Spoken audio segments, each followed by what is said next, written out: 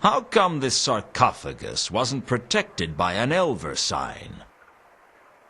I didn't know how. I could show you. Oh. Would you?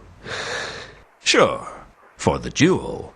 But if I give you the jewel, I don't need to protect the sarcophagus anymore. And doesn't that sound good? I'd like to discharge my duties properly first. Then ask me the damn riddle. No, sorry. I still can't remember it.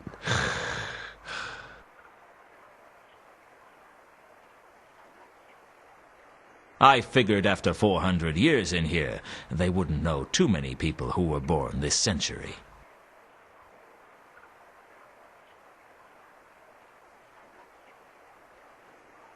I didn't think I could win the zombie over by showing him the amulet. He'd probably assume I was a worshipper of Nylonathatep. Look, I have the golden falchion. Surely that counts for something. Oh, I knew you had the sword, but that's no help. If you're on the side of darkness and you have the falchion, then I definitely can't give you the jewel. How did you know I had the sword? I saw you coming in the jewel. Really? Did you see anything else? Oh, I've been watching the progress of the sword since I got here. In which case you must have seen Mundy hide the sword in the crate, and me recover it from Vault 51. Yes, I did. So, you saw me killed by Anu Anu. Oh, yeah. That big dog creature. How did you survive that, by the way? Carlotta had turned me into a werewolf. I thought it might be something like that. They never give you the whole story with those cliffhanger endings. I remember 200 years ago when I saw someone go off the cliff in a cart. Only it turned out he actually leapt clear at the last minute. I call that cheating. Anyway, did you see when Anu Anu summoned Nylonathatep? Oh, I see. That's what the big cosmic horror was then.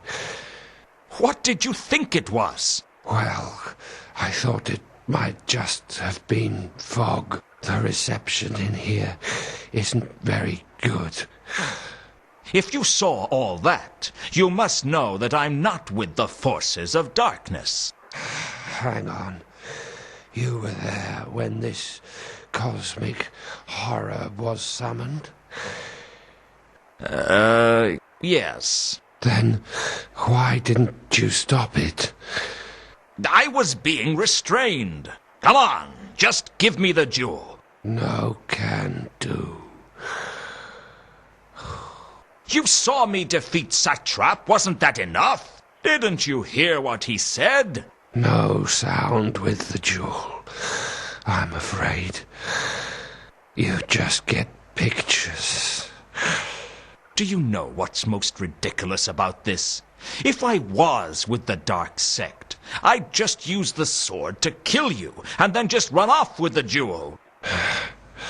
You know, that's a very good point. So I'll tell you what I'll do. Either give me the jewel freely, or I'll pretend I'm with the dark sects and I'll just take it.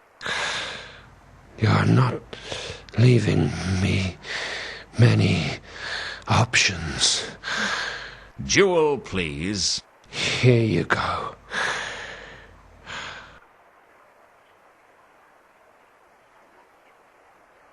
Thank you. And may I say, I hope the next 400 years just fly by.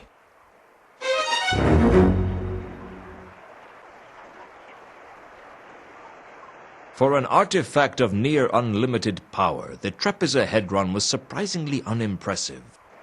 All I could see in the jewel were reflections of myself. The Trapezohedron fitted into the pommel perfectly, but I wanted to wait until the right moment to do it.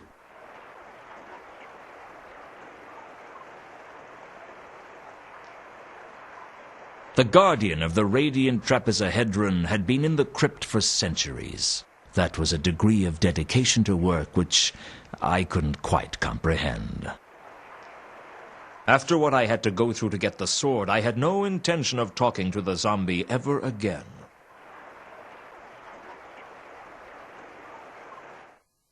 Horst, I was wondering where you had got to. Then we have been engaged in similar pastimes. Lewton. Ilsa. As you can see, I have been forced to take more drastic action. I dislike having to take such radical steps, but since the untimely demise of Mr. Alcali, I no longer have the luxury of observing events from afar.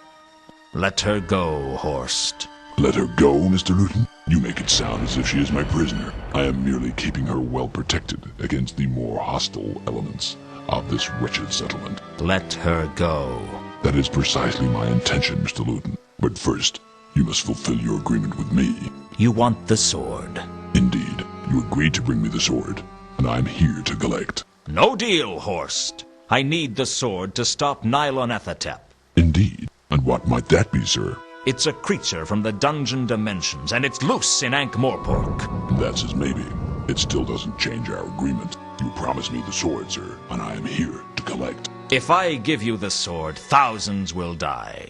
Oh, come now. The world is full of people. What are the lives of those insignificant specks compared to our own desires? We, sir, are a breed apart from most people. We see what we want, and we take it. If a few tiny lights have to be extinguished to achieve our goals, then that is unfortunate. But it is of little consequence. We're not talking about a few lights. We're talking about a few thousand lights. Maybe hundreds of thousands. Then we will have to learn to live in the dark. I can't do it, Horst. Oh dear. I thought you were a man of your word, sir, but it seems I was mistaken. Very well. Then I am forced to take more drastic action. I don't know how much pressure it would take from my fingers to suffocate the young lady here. And I'm not entirely sure that I wouldn't apply slightly too much pressure and snap her spine. However, you have forced me to experiment. Lewton. All right, Horst. You win. Let her go. Excellent. I thought you were a man of reason, sir, and I was right. I admire a man who is not so stubborn as to throw away what he values just for his stubborn pride. You've got what you wanted, now let her go!